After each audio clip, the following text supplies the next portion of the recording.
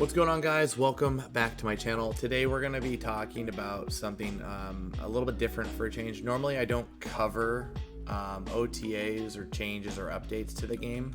I usually let that kind of go with the other content creators. I'll let them do that, but for once I kind of wanted to try it and see how it would do on my channel. And the reason mainly I'm focusing on this is because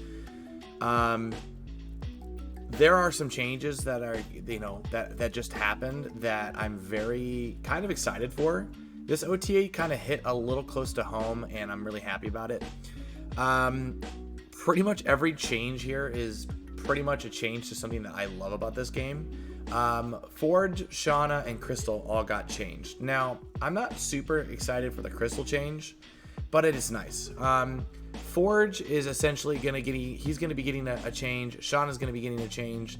And for those that know me, I play basically Surfer decks, and I love playing Ronin decks, and I love playing Cerebro decks. And I actually play a Cerebro deck currently that keeps getting nerfed.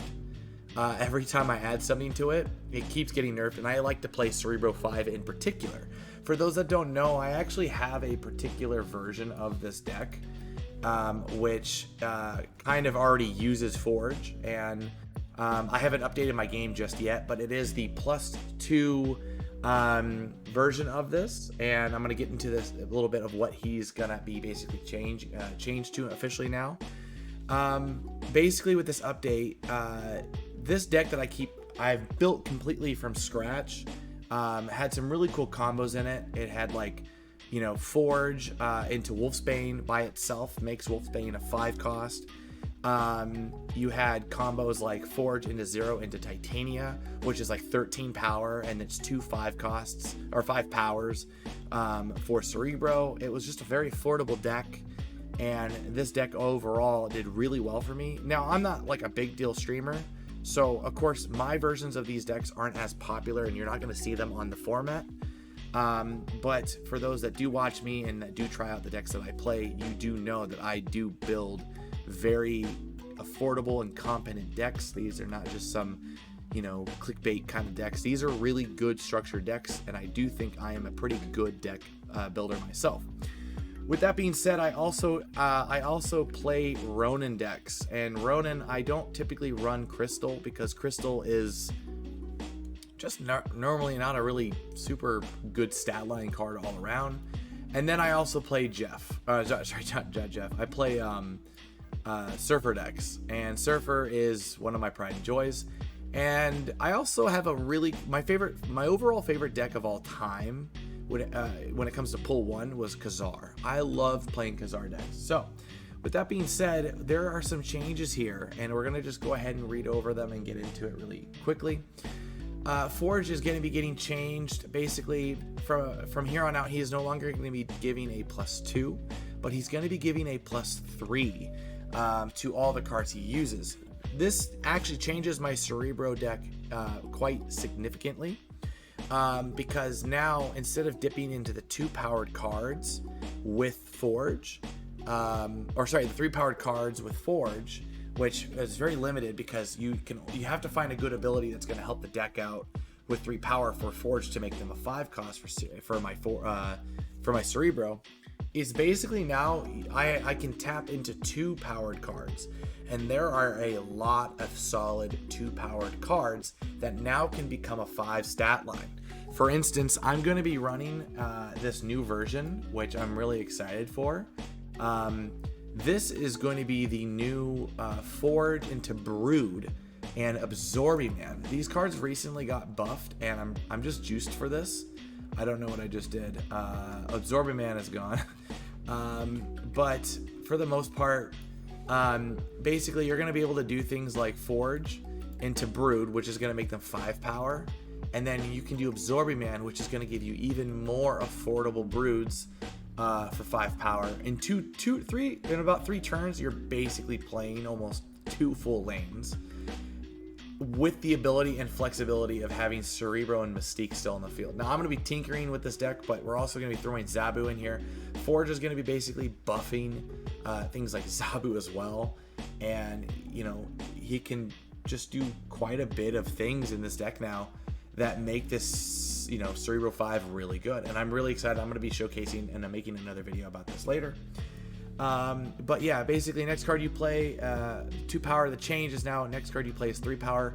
Many cards make great use of Forge's effect, but he's not quite powerful enough to be competitive at the moment, given how many potential combos he has. We're hopeful that a buff to Forge will have a really positive effect on the meta diversity by enabling many new deck variations to be viable. Even though we have already increased his power by 1, cards like Deadpool, Multiple Man, and Brood can quickly multiply this increase to much greater effect.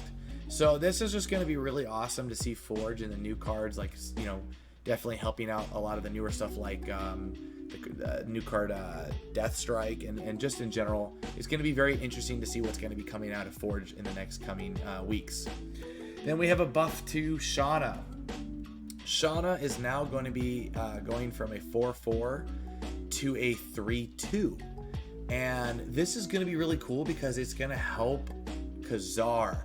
There's no more conflicting with basically playing Khazar or Shanna on the same turn. You can now play Shanna, have a good stat line, and put out 3 additional 1 costs on the field, and then comfortably play cards like Khazar on his own turn and not conflict with it. This is just great, and I think this is just an awesome flex. They keep buffing her, and I honestly am very happy with this change. I wouldn't be surprised if they did a change like in the future though, where they basically make it so that she only puts out 3 versions of that card across the entire field, you know, except for the fact that it might put out Ebony Maw. But other than that, it could be a pretty cool change if they decide to do something like that in the future. Who knows, you could even get like 3 Ant-Mans. And then Crystal got a change. She's basically going from a 4/4 to a 3/3. Shanna and Crystal are basically now in the Silver Surfer range, which is really cool. I would love to see and try out a Shanna and Khazar Silver Surfer build.